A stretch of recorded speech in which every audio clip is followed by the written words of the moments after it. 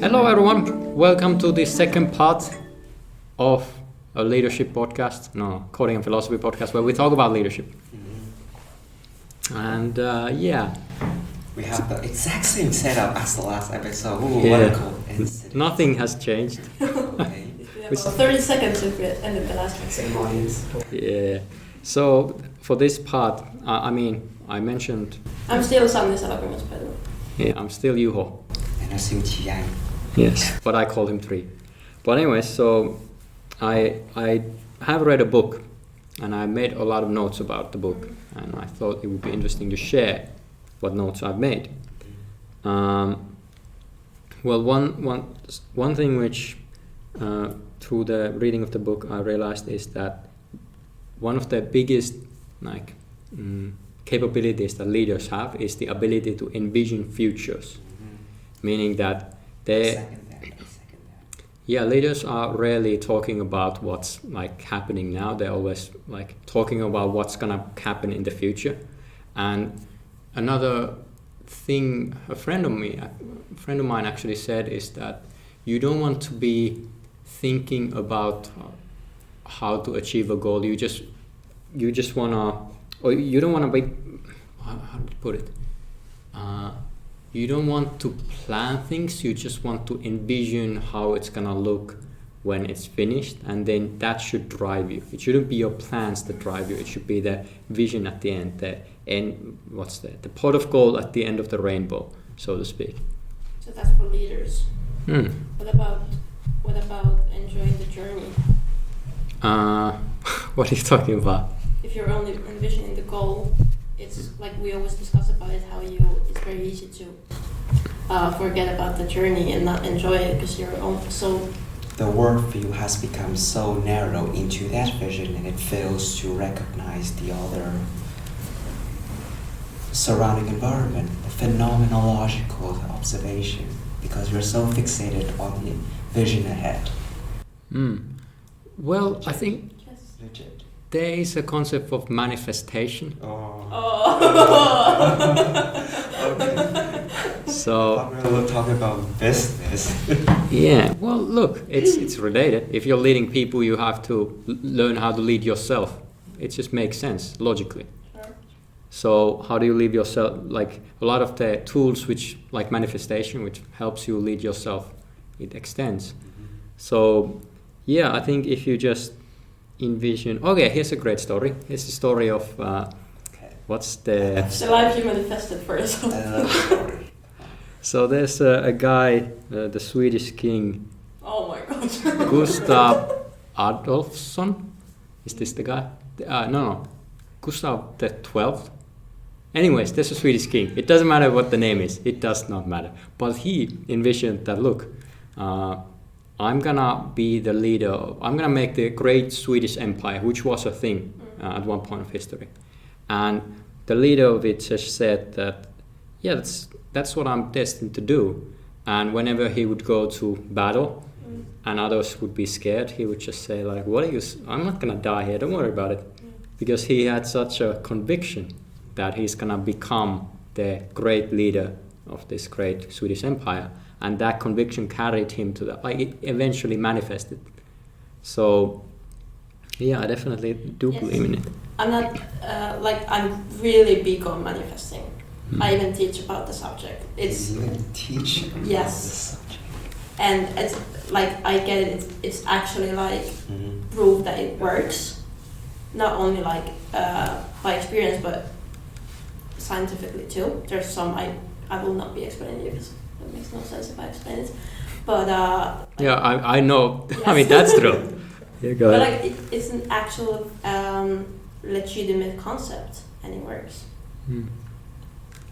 Do you find yourself able to enjoy the journey while visualizing for manifestation?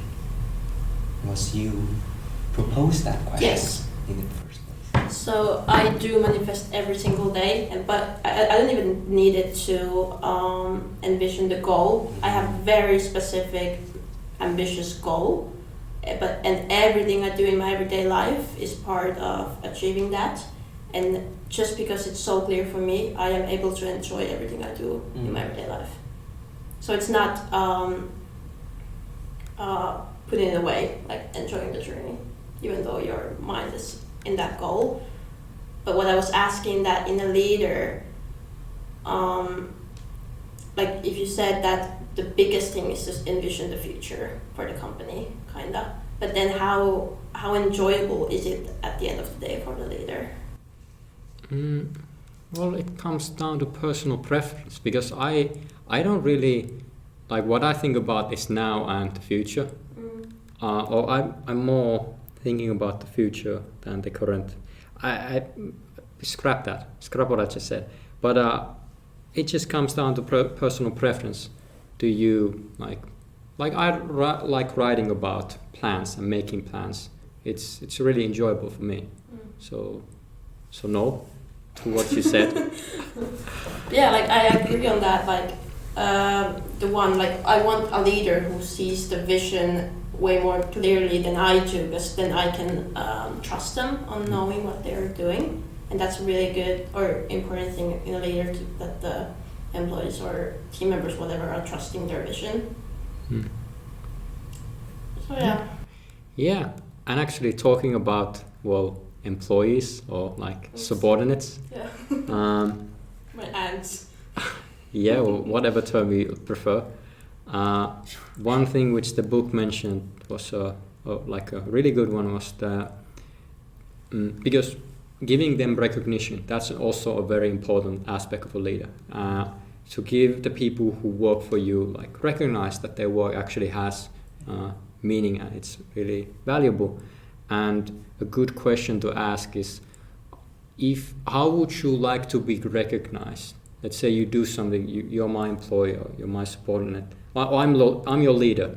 How would you like your victories and your achievements to be celebrated? And that will give you such a valuable insight, because at the end of the day, we're different.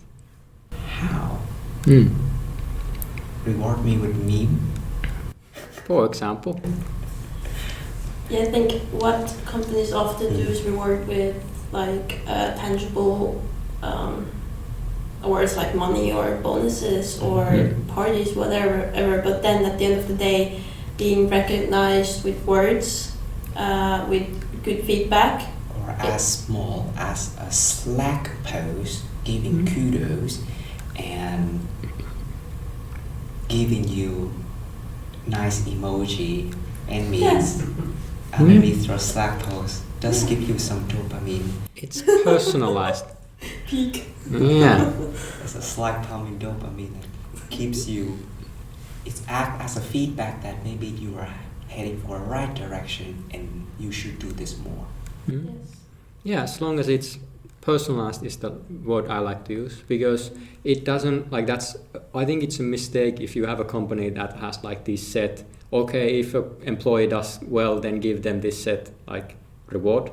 I mean, it does work in some aspects, but the best the recognitions are really small, but they're really like the person who gives the recognition knows that this is really valuable for the other person.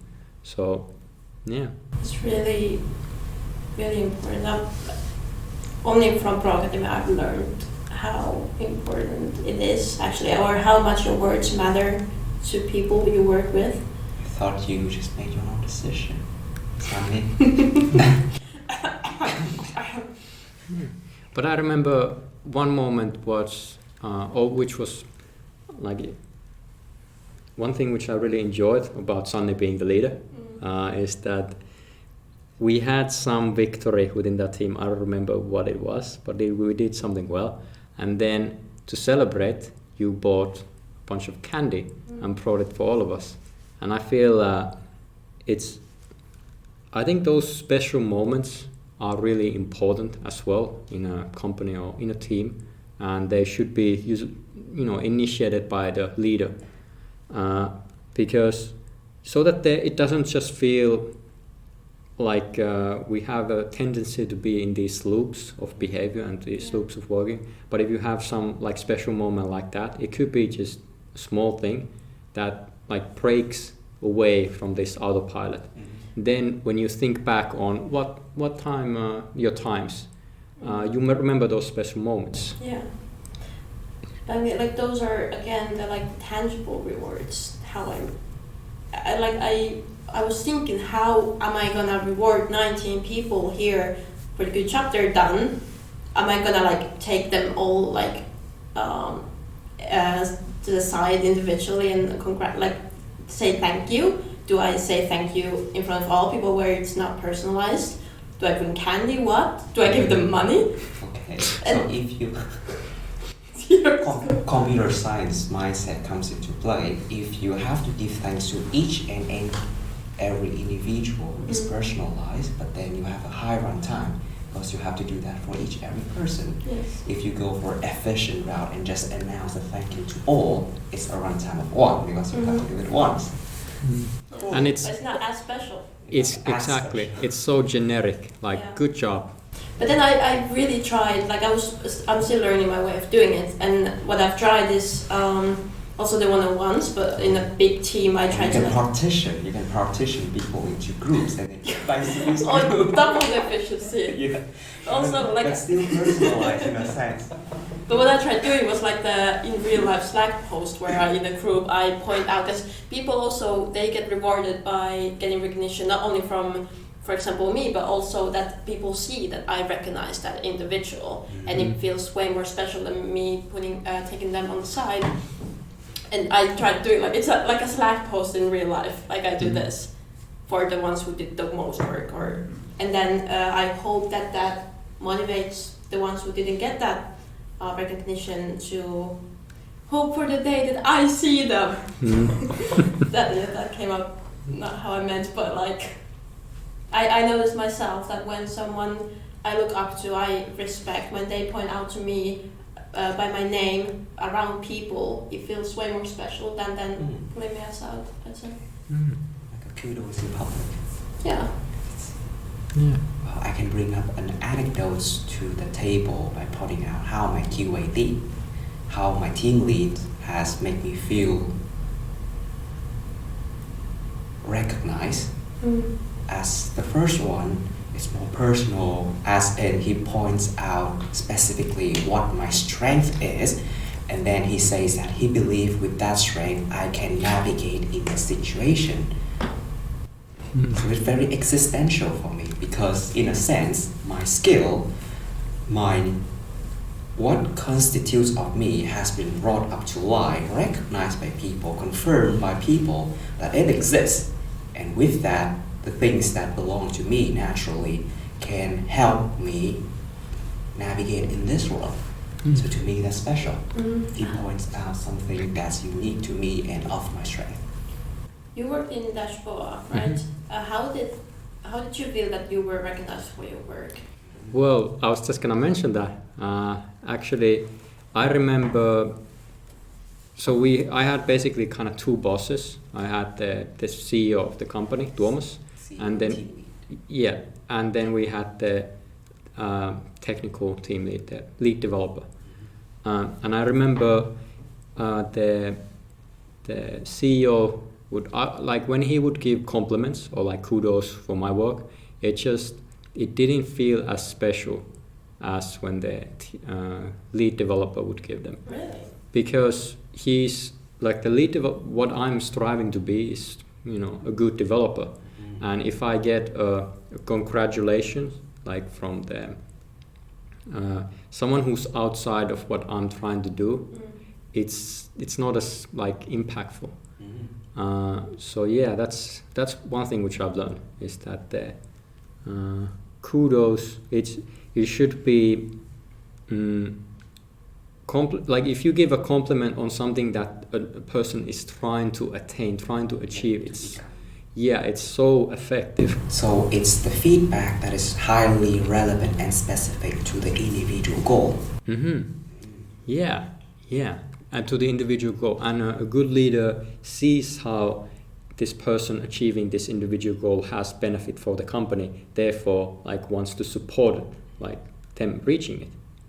So in a sense, the tech lead is the model that you're striving towards to. So his kudo perhaps have more weight comparing to a generic one size fit all. That's actually really interesting.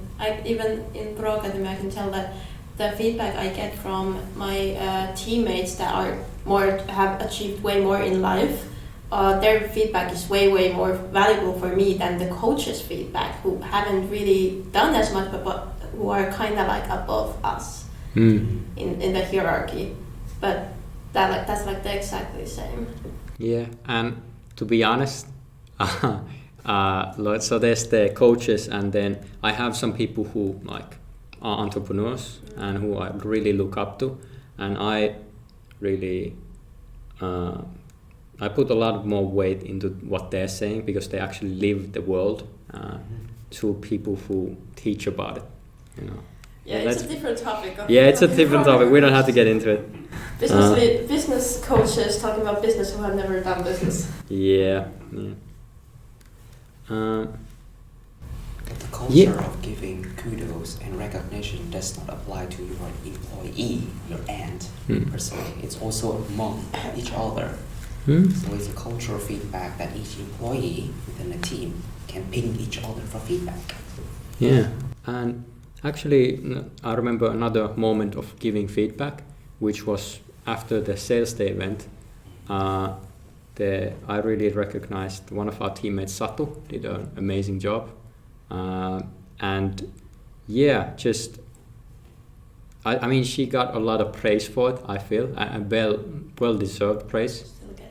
Still gets praise. So it's, I just wanted, like, there was a moment in, I just wanted everyone to know what a special thing she did. And I brought it up, or I tried to bring it up as many times as I could within the bias. Or our workshops, our meetings. Let's call them meetings because people don't know what we're talking about.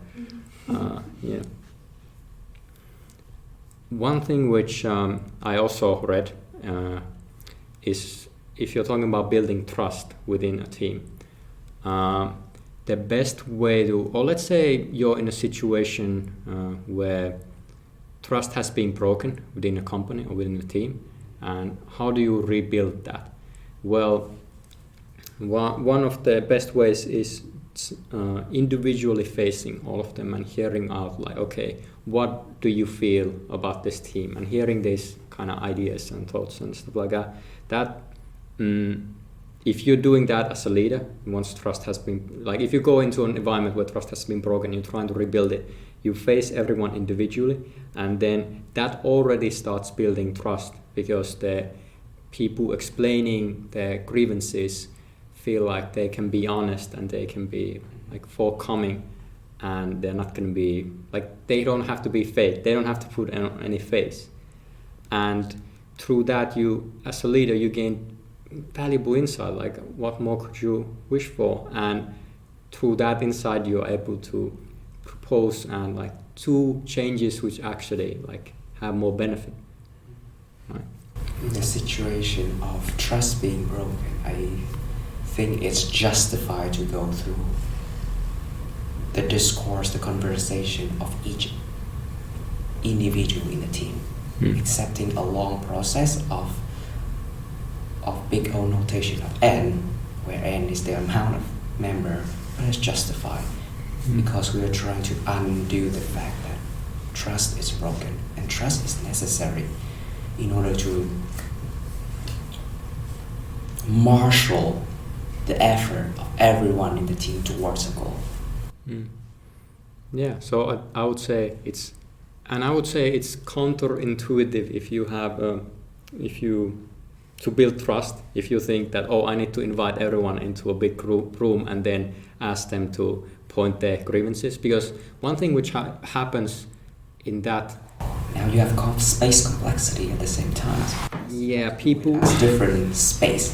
Yeah, it requires a lot more for a person to be like honest in that situation, and it also makes it might turn into bickering really easily, like just the people just complaining, like, oh yeah, that's bad and that's bad, and you're not actually getting insight. You're just having people, complain.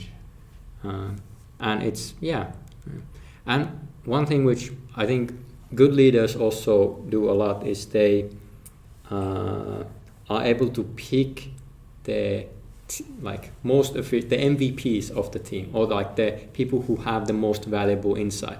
And there are some people I think who are way more sensitive to the let's say the aura or the attitude within the team, and those are the people you should be going up to and asking, like, hey, what do you feel are the problems? Why isn't there trust within the team? And that's the most valuable insight you can get, you know.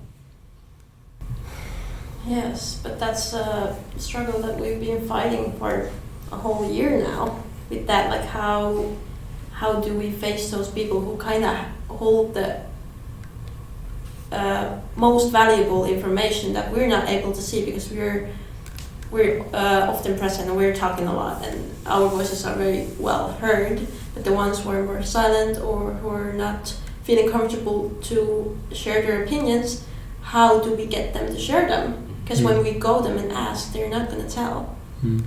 Well, I feel it also, who is doing the asking has a lot, like... That's why they don't tell me. Yeah, so I would say, pointing... Okay, here's as a leader, as the new business leader of Gauss, what a strategy which I would employ is choosing a person within the team, like, okay, I think this would be the perfect person to ask around people. And then getting kind of insights from this. Yeah. Shit. But actually, I shouldn't interpret it like that. I should interpret it as an HR rather than a spy. But what I've done is I was really like, I felt very strongly that people weren't stepping up. I know that you feel very strongly too, and it bothers you.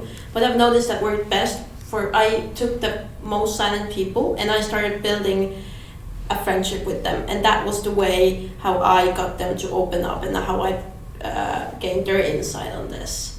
But that took a lot of time for me to get them to trust me.